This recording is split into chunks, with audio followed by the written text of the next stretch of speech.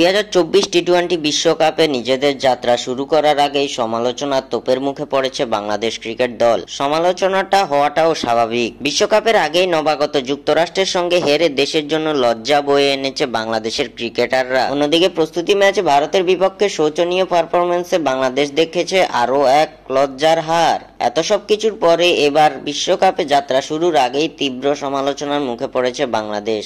মূলত সমালোচনাটা হচ্ছে বাংলাদেশের ব্যাটিং অর্ডার নিয়ে। বাংলাদেশের টপ অর্ডাররা একের পর এক ব্যর্থতার পরিচয় দিয়ে যাচ্ছে। লিটন দাস, সৌম্য সরকার, অধিনায়ক নাজমুল হোসেন শান্তরা খেলে যাচ্ছেন হেলে দুলে।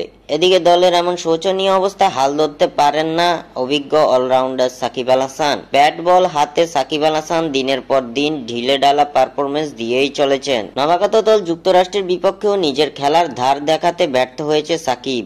ভারতের বিপক্ষে ব্যাট এবং বল হাতে ছিলেন একেবারে ব্যর্থ। অন্যদিকে 2022 টি-20 বিশ্বকাপ থেকে বাদ পড়া মাহমুদুল্লাহ রিয়াদি একাই বারবার ধরছেন দলের হাল। এবার এসব বিষয় নিয়ে মুখ খুলেছেন বাংলাদেশের সাবেক অধিনায়ক মোহাম্মদ আশরাফুল। এক ভিডিও বার্তায় এসে সাকিব আল হাসানকে এবার রীতিমতো ধুয়ে দিয়েছেন মোহাম্মদ আশরাফুল। আশরাফুলের মতে সাকিবের ব্যাটিং দেখতে এখন ফানি লাগে। প্রসঙ্গে তিনি বলেন, দেখেন সাকিব তো 2023 ওয়ানডে বিশ্বকাপেও আমরা দেখেছি স্ট্রাগলিং করছে এবং এখন যেই ব্যাটিংটা করে সেটা দেখতে আসলে একটু ফানিই লাগে। আপনি যদি দেখেন সে যেভাবে স্টান্স নিচ্ছেন এবং যেভাবে সে তাকাচ্ছেন, ইন টোটালি মনে হচ্ছে সে স্ট্রাগলিং করছেন। স্ট্রাগলিং স্টান্স বা লুক বলেন, এই অবস্থায় বিপিএল এ সে নাম্বার 3 তে অনেক হাই স্ট্রাইক রেটে খেলেছেন। সবসময় বলে আসছি, এ সময় এসে সাকিব মাহমুদুল্লাহ যদি নতুন বলে না খেলে সেটা বাংলাদেশের জন্য বেনিফিট হবে না। শেষ দিকে এসে মাহমুদুল্লাহ রিয়াদ যদিও দলের হাল ধরছেন, কিন্তু তাতেও লাভ হচ্ছে না বলে মোহাম্মদ আশরাফুল মনে করেন। তাই তো মাহমুদুল্লাহ রিয়াদকে উপরে ব্যাটিং করার পরামর্শ দিলেন সাবেক এই অধিনায়ক।